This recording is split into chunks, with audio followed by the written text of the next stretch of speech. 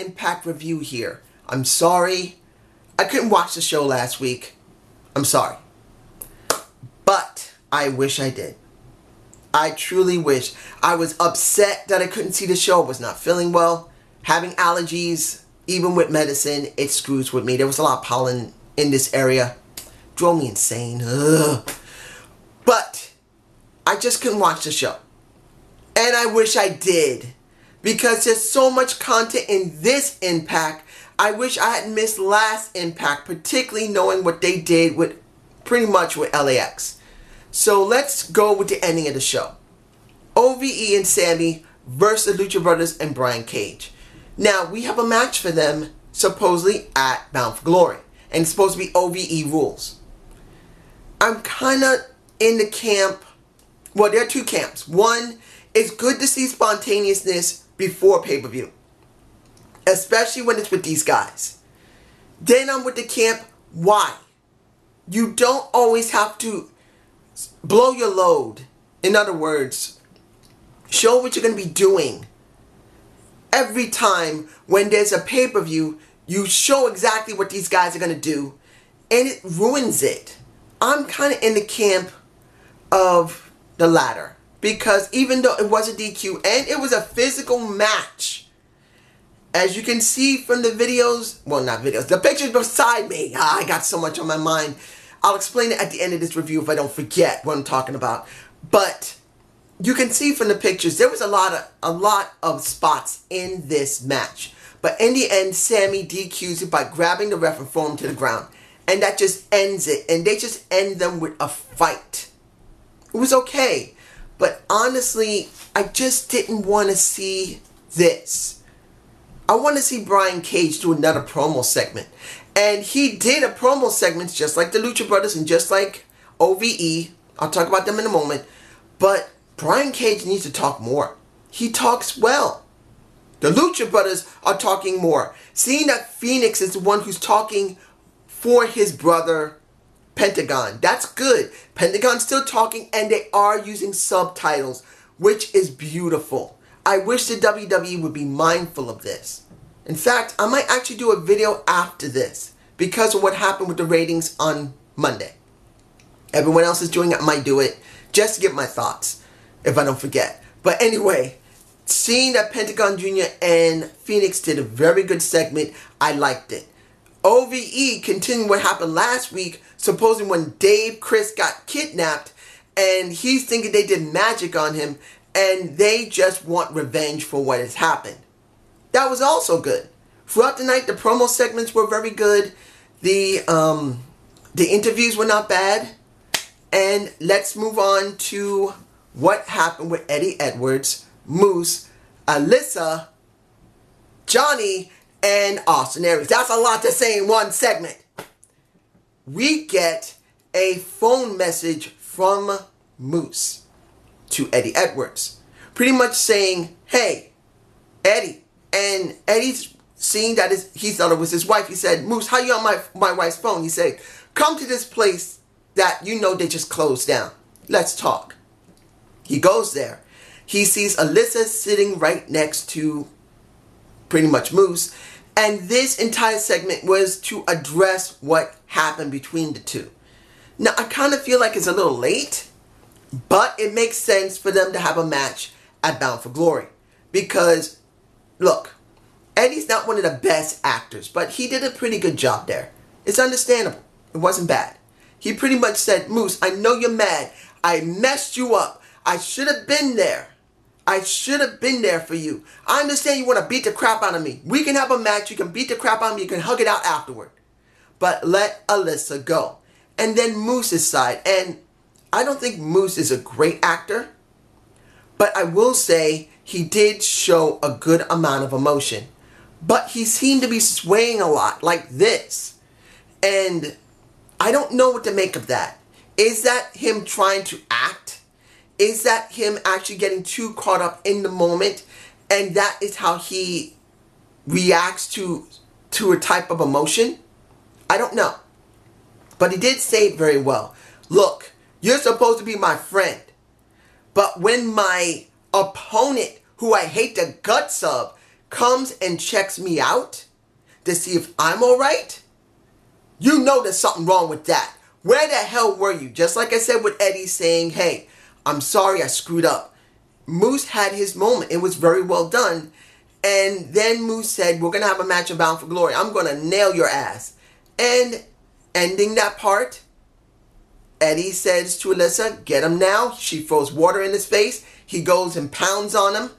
Killer Kross attacks him. He basically puts his fingers into Killer Kross's eyes. He runs off.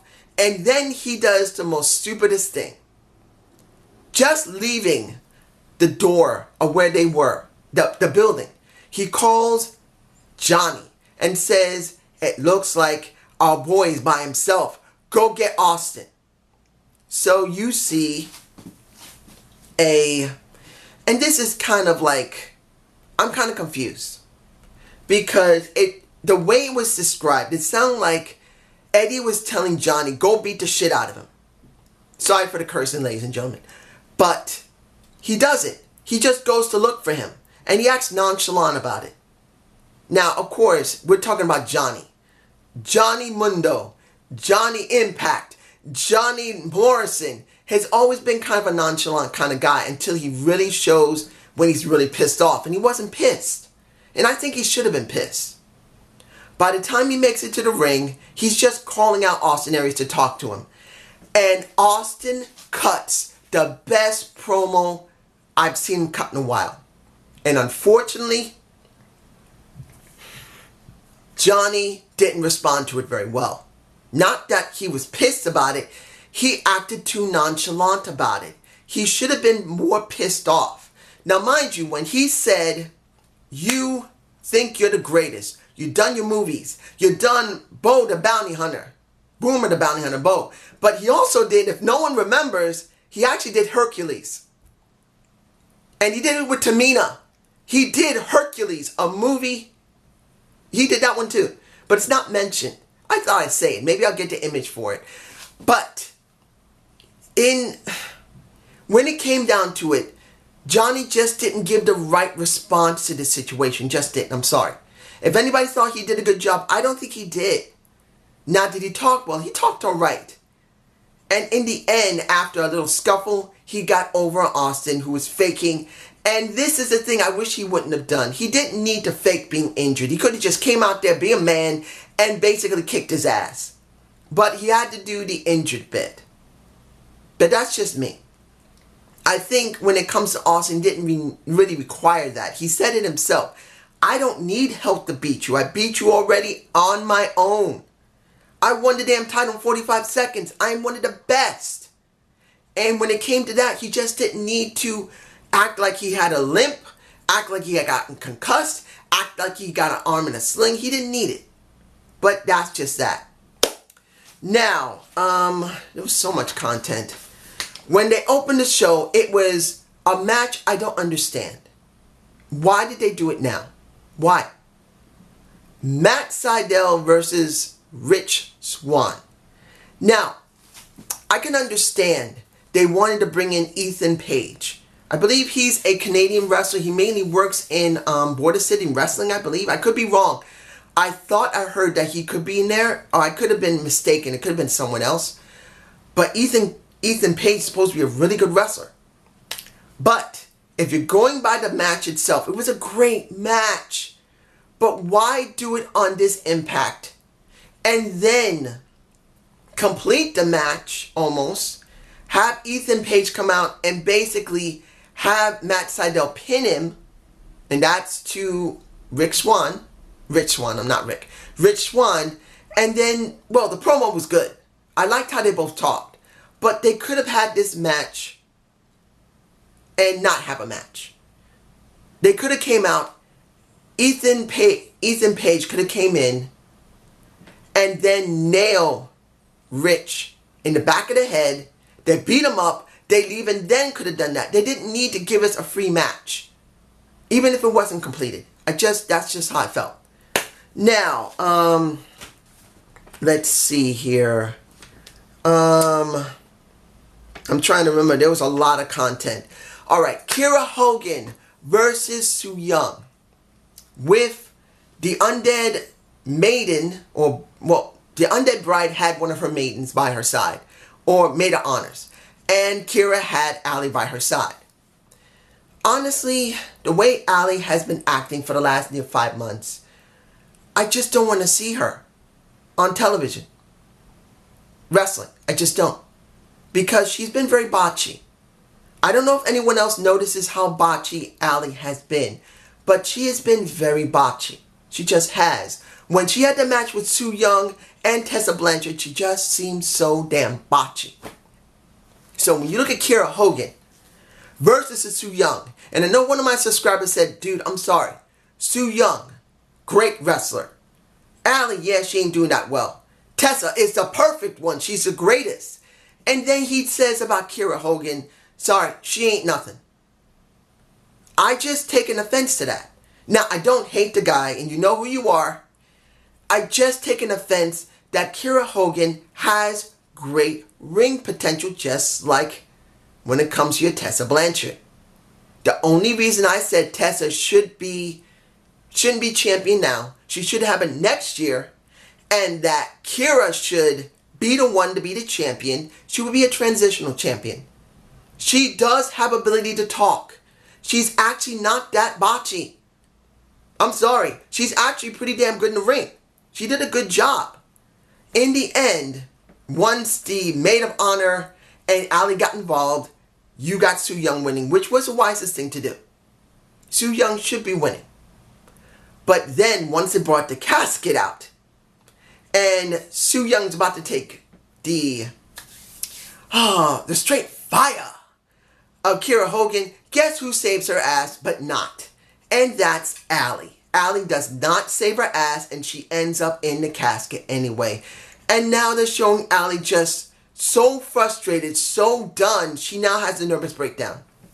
And she says, I know what to do now. Does this mean she's going back to Super Dark Allie that's trying to be well, let's be honest, she's trying to be a Rosemary bite-off. Since Rosemary is still injured and she still can't come back yet, they're having Allie do Rosemary again. That's just, look, if Allie wasn't being botchy for the last 5 months, and like she doesn't want to wrestle because she doesn't win, because every time when she wins, she seems to be a bit better than when she's not going to win, and she pretty much botches her ass off, and one time almost broke the neck. She looked like she almost broke the neck of Tessa. She could have hurt Tessa really badly. She even did that with Su Yung. She did moves on Su Yung that was just really bad. I just don't want to see Allie in this state. Either she's having problems with her contract and she doesn't want to do what she's doing jobbing. Either she's having problems, I believe Braxton Sutter is still her actual boyfriend, and there's some type of problem. Or she's just having some mental problems and she's not taking care of herself. I don't know what it is. I just know Allie's been too botchy, and I just don't want to see her in the ring as she is. I don't care if she's a manager. Just keep her out of the ring. Now, almost forgot. When I know this might be a nice smack in the face to a Johnny Mundo. I think Austin Aries knew that he didn't seem really interested in this. He kind of rubbed it in his face at one point, saying, you know, once you leave here, you can go to 205 Live, basically. A kind of a hint. Like, if you're acting like this, why don't you just go to WWE's 205 Live? Oh, they'll love you there, Mr. Nonchalant. Mr. I don't give a damn. And that is when he actually began to pick up and care a little bit during that segment. I forgot to say it. Sorry. Now, let's see. Anything else? Eddie Edwards, I talked about that. Alright, here's the one part I didn't mind, but I'm wondering how far they're going to go. Katarina and Murder Clown versus Joe Henry with Guido by his side. Now, I was hoping Katarina would be doing something with Scarlett Bordeaux, who I'll be talking about in a minute. But she was doing something here. Not gonna lie. These video packages that Joe Henry had been doing has been funny. Pretty much saying, I know a weakness with your your murder clown. And he was doing some funny stuff, wearing a mask, going around with a fake toy knife, and running around. It was funny. And you know why? Because Guido was not directly involved. And I want to make this clear to anyone who likes Guido or loves Guido. I don't like Guido into characters that they put him in positions. I don't hate Guido as a direct performer. He can easily be a manager that can wrestle from time to time. And the role he's in now is a manager / wrestler. That is what he should be doing. It's not that he doesn't have ability. It's just that there's something missing with him that he just doesn't translate that well. And yes, people like him. But I really believe he's better as a manager. He's more charismatic in that way. And that's kind of stretching it for me personally. But other people, I believe they would get more out of it. But in the end, when this match was going on, you got Murder Clown basically splatting the hell out of a Joe Henry. And he's done. In the end, Joe Henry's done. They put him through the mat. And then they put him through the damn table that was brought into the ring. But where does this lead when it comes to Katarina and Killer Clown? Well, Murder Clown. Sorry, not Killer Clown. Murder Clown. I don't know. Hopefully he will be seen again on Impact. Maybe he'll make his debut on Impact at Bound for Glory. Maybe he'll go to Bound for Glory. Who knows? This could be just because he's a Mexican wrestler and that's all they're going to show. Who knows? Let's move on. Let's see. What else am I forgetting here? LAX and the OGs. Oh my goodness. I did not care at all about LAX 4 months ago. I love what's going on with LAX and the OGs. I wish I saw what happened last week. I did see a snippet of it showing that they burnt Konnan's original mask, well, a representation of the original mask that he used over 20 years ago when he first started wrestling, which pissed his ass off. But the segment they did was nicely done. You got LAX in their clubhouse. Pretty much, the boys want to go and destroy them because they burnt Konnan's old mask. His original one. He says, no, I am not breaking the ceasefire. And guess who rolls up in there? And that's the OGs. Yes, they roll up in there trying to get them fighting. Trying to do whatever they can to provoke them. And it is Konnan who's telling them, no, don't you do a damn thing. Let them do what they want. Let them act like idiots. Who cares? Don't engage. And King did it so well.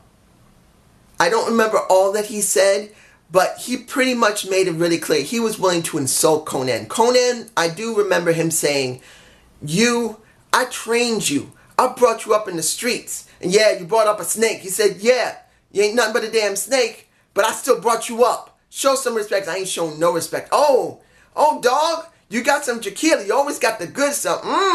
And he drinks that up with his boys, and then he spits it into Konnan's face. You can see it in my face. He just spits that mess. Of course, it's water. But he spits supposed tequila into Konnan's face. Nobody normally takes that mess. They will destroy you for that. They will cut your balls off. In gangs, they would probably truly try to cut your balls off. Now, these days, back when I was a kid in the 70s, they basically kick your ass. Now they just cut your balls off or shoot them off, whatever. But anyway, this was a well done segment. I loved it. It was well done. This is how you're supposed to do a segment to bring up an emotion. Yes, it was a little overacted with King, but it was done well enough that it makes sense. Finally, we got to the part that was the most funniest, hilarious, and most sexually, not awkward, but let's just put it like this. A young man of 12 or 13 years old that's looking at Impact for the first time, if he saw that and he had been watching wrestling for a while and saw that kind of segment for the first time, forgive my language, he'd get a boner. He would get aroused from it. This was meant to give you a boner. You got Scarlett Bordeaux, who scouted Eli Drake. And I can't remember the guy's name. El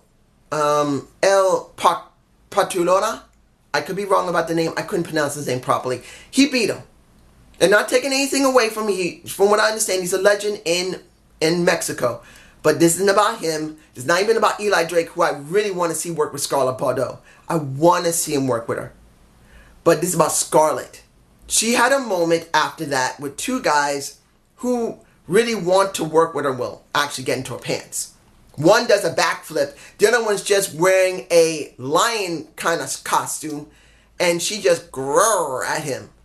But what it really comes down to is Petey Williams and Trevor Lee. And when she comes into the room, Trevor has been ejected from the couch by Petey Williams because he wants to see all the glory of Scarlett Bordeaux. And in the end, Petey says, I'm going to give you a gift. I'm going to show you the secret behind the Canadian destroyer. And he basically tries to get his head between her legs, literally.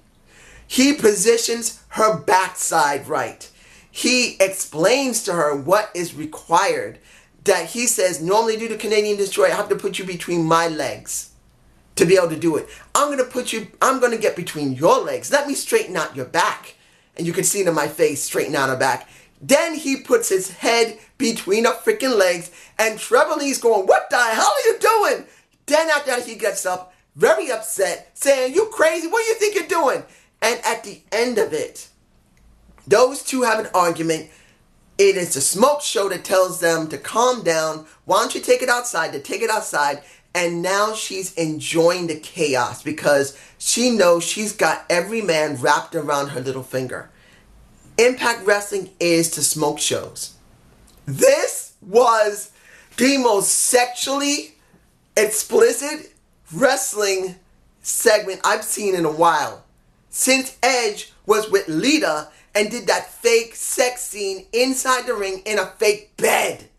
This was, I know it's not even generally close as that, but it, in this day and age, is pretty damn close. That's as close as you got. This is Edge and Lita. This is this. And everything else is down here, where my hand is. You got this here. That says a lot. John Cullis. And I forgot, Scott Demoy, I thank you. It is good to see a wrestling show not hold back the punches to try and entice the 18 to 35-year-olds. This is how it should be. That was a damn good show. There were some questionable things I didn't understand, but it was a damn good show. But this is my point of view, and this damn thing went beyond 20 minutes. I'm sorry, guys. But have a good day. Have a good night. And I'm doing my animation, and I believe I'm ready. I'm not exactly perfect with it, but I believe I'm finally ready to actually start a YouTube channel and get a Twitter account. I don't have one set up yet, but by the end of the year, I should have the channel and the Twitter account up. And when it's set up, I will leave the connection to one of my videos below when that time comes. Have a good day. Have a good night. Peace!